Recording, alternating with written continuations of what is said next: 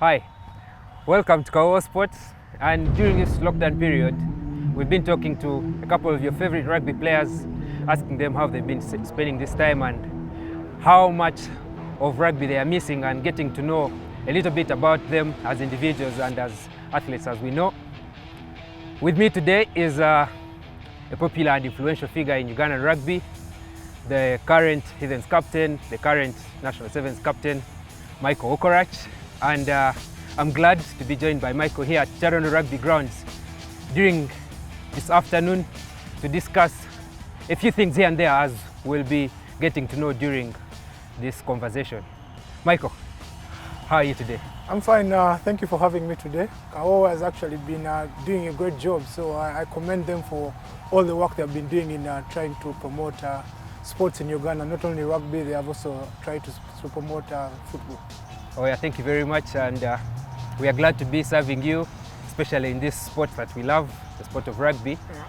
But during this 80 days now of no rugby, no sports, how have you taken this period, especially thinking that it could be the longest you've gone without playing rugby in your career? It's actually very tough because rugby is a sport we love. It's a sport some of us have devoted our whole life to, and us not playing rugby for 80 days is quite not a good thing, because personally I think this is my longest time ever not being involved in rugby, because over the last 4 years I've been playing rugby constantly, season after season and tournament after tournament. So this is the longest for me, and I think it's draining that I can't come to the pitch and even do any kind of training. So I think it has been tough, and we really miss the sport. Yeah, I know we missed the sport, but could there be a part of you that is glad that you finally got this rest? Yeah, definitely. Yeah, there's a part of me, all the fatigue has gone, all the niggling injuries I had have disappeared. So I'm reborn again, and I'm really fresh. So I'm ready to go again for a couple of seasons. That's very great to hear. And I would like to ask, so during this lockdown period, who have you been? Philip Wokorach, outside rugby. A number of people may not know you outside rugby, but what else do you do when you're not playing rugby? Basically, I work. I'm a procurement officer for a company called IPA. And during this lockdown, I've basically been working at home. I can't move out anywhere. So that's a discipline that has been instilled in me since guidelines were passed that we need to keep safe and stay home. So I've been following those guidelines strictly and seeing that I don't get involved in stuff that I'm not supposed to be doing, and keep myself safe from what is happening at the moment, the pandemic, the COVID-19. Oh, thank you very much. And allow me to take us back to the rugby.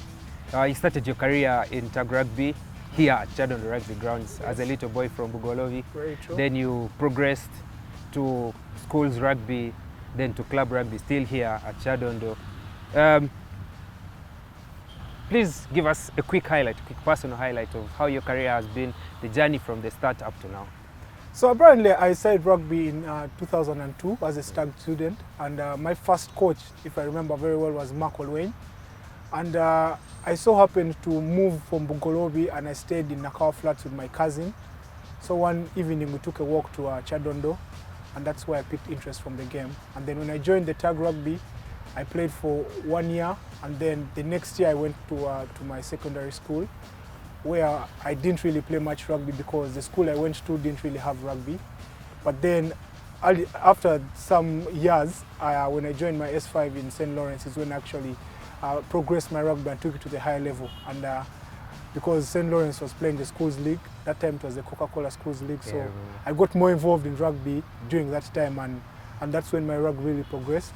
And immediately after my senior six, I actually joined that was MTN Heathens by then. And from then, I've not looked back, and I'm still playing for Heathens. It has been a very illustrious career for you. Yeah. Probably one of the most successful careers we've had for a rugby player. But let's talk about tag rugby. Do you think that a bigger proportion of Uganda's rugby players are missing out on not having taken the grassroots skills that are imparted in activities like tag and touch rugby, and how much has that affected the current skill level that we have in our current crop of players? I think that's very true, because tag rugby is like the grassroots rugby, and you get a lot of skill when you go into playing tag rugby. There are programs that run, and believe me, over the years you've seen great players coming out of the sport because of tag rugby. I can give you the names. Myself, Philip Wokorach, a couple of other boys actually doing great for themselves, and this is the only way you can become a great rugby player. Because even soccer, you have to go through the academies. You just come and break through and say, I can play soccer. No, you have to go through the right channels of getting skillful and putting yourself into the sport. So I think tag rugby is a good thing if only more youngsters who want to become popular and who want to play the sport can go through these ranks of the tag rugby and the age grade rugby development. I think it will be very good, and in the years to come, we'll see very great rugby players. And you mentioned one interesting name that I have thought about, and initially the general public thought he was your little brother, but turns out he wasn't. And as more and more people got to know about you and your relationship with him, turns out that you could have as well been brothers because of the camaraderie you shared as teammates and as friends, both on and off the pitch. But could you please let us in on a few things that we may not know about your relationship with your namesake, Philip Wokorach? Okay, Philip is a long distance cousin, I could say. He's not really my brother, because my dad and his dad shared an uncle, so it comes from way back. And when you get to know how we became actually and have the same names, it's like something from way back into the culture. So yeah, that's how me and Philip become more tight and together, and due to the fact that we played rugby for the same club and we're still serving the country together, that makes us more tight because we look after each other, we play for each other, and we pick up a lot from each other and support each other all the time. Is there that one little thing that you'd like to tell us about your relationship with Philip? It's basically this kind of relationship where you look after each other as brothers, and you want to be in each other's faces in case of anything. You want to help out, and when you're on the pitch, you want to look after him and see that he's doing the right thing. When he's in trouble, you're the first guy to come and help him, and I think that's the kind of relationship me and Philip have. Right.